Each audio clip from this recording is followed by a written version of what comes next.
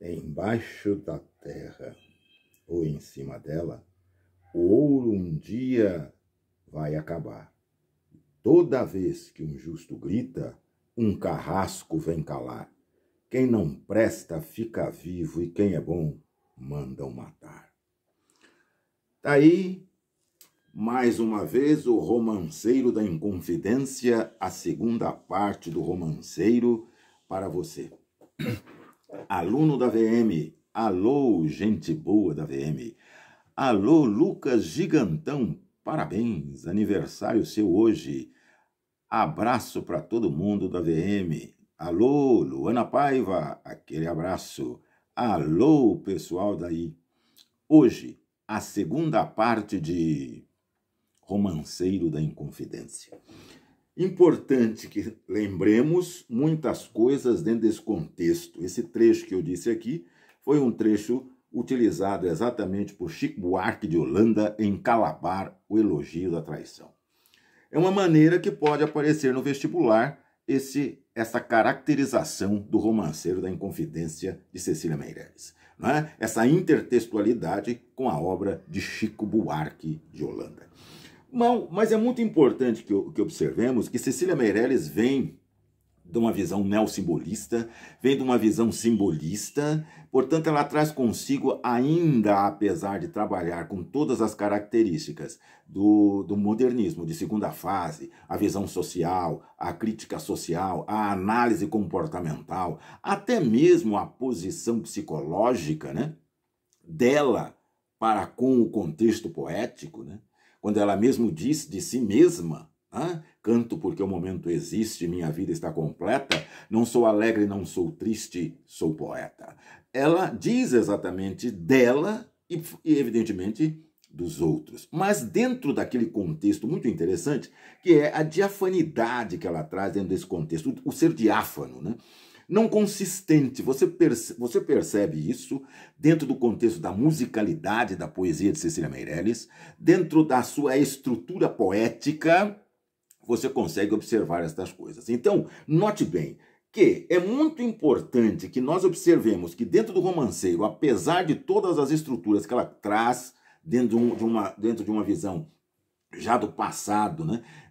Tentando imitar a visão dos trovadores, a visão medieval dos romances, ela traz ainda o tom etéreo herdado da poesia simbolista. Isso nós não podemos esconder. E o constante uso da redondilha, né? O verso heptassílabo.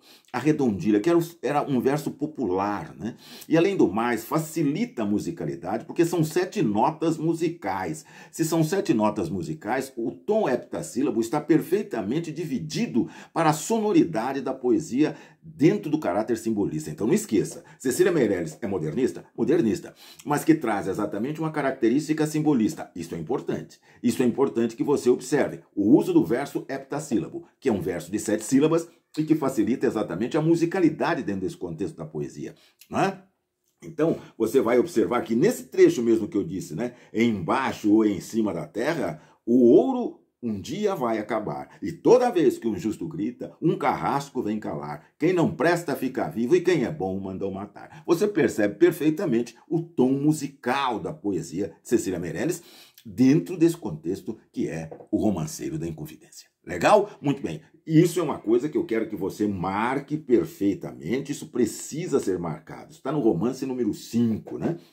Está no romance número 5, e é uma característica importante da poesia de Cecília Meirelles e uma posição importantíssima dentro do contexto da reconstrução, né? Dentro desse poema lírico, né? Que apesar de ser histórico, é lírico, né? Ela trata de um momento bastante interessante da história do Brasil, que é exatamente a Inconfidência Mineira. Outra coisa muito interessante que nós precisamos ressaltar e que é uma maneira de como isto aparece no contexto do vestibular é exatamente a mescla desse épico com o lírico, né? Esse épico lírico que gera uma obra ímpar, né? A trama é mostrada com um ênfase em silêncios, né? Em rumores, né? A formação da bandeira, né? Liberdade, né? Liberdade ainda que tardia, uma palavra que todo mundo busca, mas ninguém conhece, ninguém sabe o que é. Todo mundo quer, todo mundo busca e ninguém sabe o que é. Então, é exatamente o que é liberdade, né? Então, veja bem, esse tom diáfano, esta liquidez do contexto poético dentro de Cecília Meirelles é algo absolutamente fundamental, é algo absolutamente importante para você que é estudante e você que está lendo o livro e você que observa. Uma outra coisa é que ela retoma a história de Tomás Antônio Gonzaga com Marília de Dirceu. Se ela retoma a história de Tomás Antônio Gonzaga e, evidentemente, Marília de Dirceu, né? Eu, Marília, não sou algum vaqueiro que viva de guardar alheio gado, de tosco trato, de expressões grosseiras, dos frios gelos e dos sóis queimados. Tenho o próprio casal e nele assisto. Né? Então, ela retoma uma característica Árcade. A obra não é Árcade. A obra da Cecília Meirelles não é Árcade, mas ela retoma uma posição Árcade. Isto é muito interessante, ela retoma esse lado Árcade. Então ela faz referência, ela faz intertextualidade com a poesia de Tomás Antônio Gonzaga. Ao falar da poesia, ao falar com Tomás Antônio Gonzaga, ao dialogar com Marília de Dirceu, Cecília Meirelles, observa um dado importante dentro do contexto da história, ela observa um dado interessante dentro da postura poética e traduz isso para um lado neossimbolista dentro da segunda visão, da segunda fase do modernismo, que é exatamente a fase social, né? A fase de visão social, de crítica social, de Graciliano Ramos e etc. Então, observe você que isto é um dado interessante dentro do contexto para o vestibular. Por quê? Evidentemente, o examinador sabe perfeitamente essa história dentro do contexto que você precisa fazer. Ótimo. Então, o dado da conspiração, as luzes de velas, a formação da bandeira, a participação de Silva Alvarenga, a participação de Dona Bárbara Eleodora, né, que é uma figura importantíssima dentro desse contexto. E, para variar, evidentemente, não podemos esquecer a participação sempre importante e triunfal de Tiradentes. A participação de Tiradentes é muito importante, né? Então, note bem, o grande herói é o Tiradentes. Embora ela conte essa história a partir de 1720.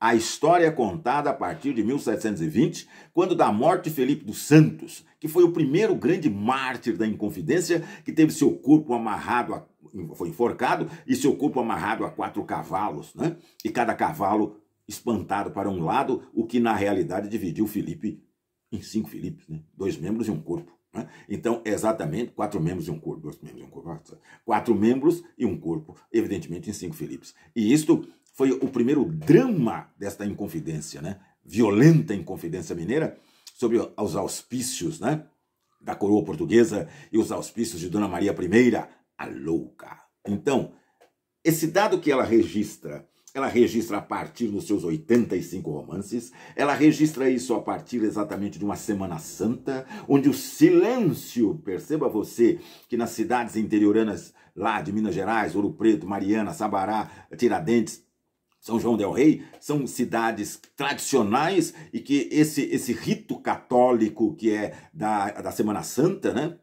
Sexta-feira Santa, Quinta-feira Santa e Sábado de Aleluia, isso marca perfeitamente a história de Cecília Meirelles. Então, no silêncio do momento, ela reconstrói todos os passos dos grandes heróis que fizeram a famosa Inconfidência Mineira.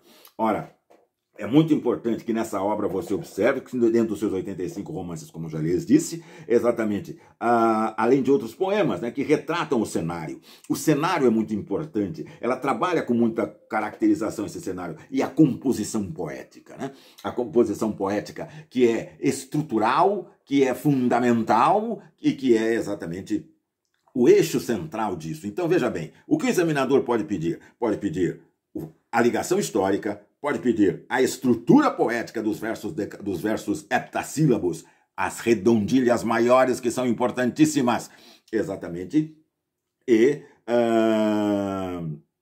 também trabalha em alguns momentos os versos menores, né? As redondilhas menores de cinco sílabas. Há uma mescla, mas o predomínio é exatamente dos heptassílabos. Muito bem, ótimo. predomina essa redondilha maior, né? Os versos de 7 sílabas, né?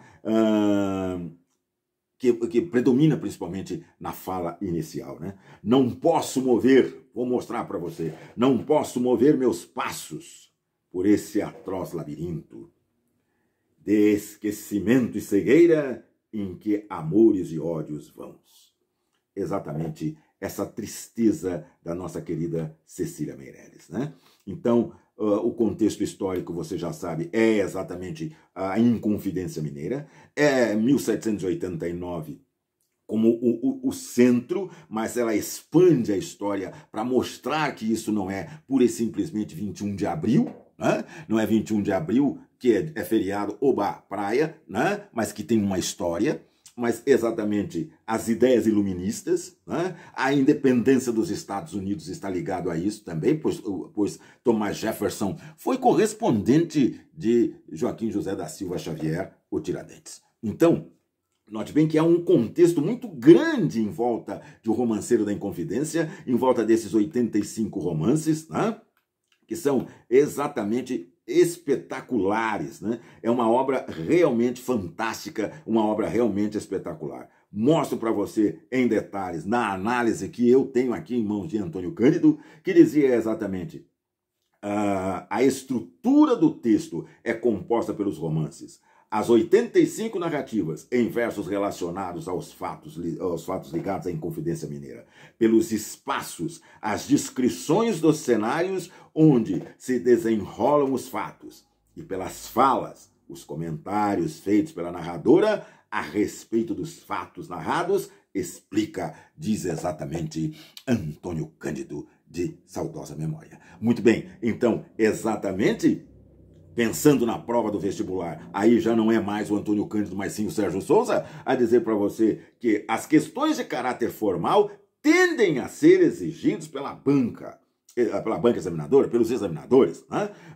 Uma vez que se trata de uma obra poética. Então, veja bem, o caráter formal, a estrutura poética, do lírico épico, da estrutura épica, da construção épica, isto é fundamental. O retrocesso, que é exatamente a busca dos elementos da Idade Média, né? Que são os romances, os 85 romances, os personagens principais, os formadores da opinião daquele momento, e a entrada de Tiradentes, que sai exatamente triunfal, né? Embora morto, dentro desse contexto. Então, note bem que o grande destaque, né, para nossa grande Cecília Meirelles, né? Um dos líderes desses Inconfidentes é Tomás Antônio Gonzaga.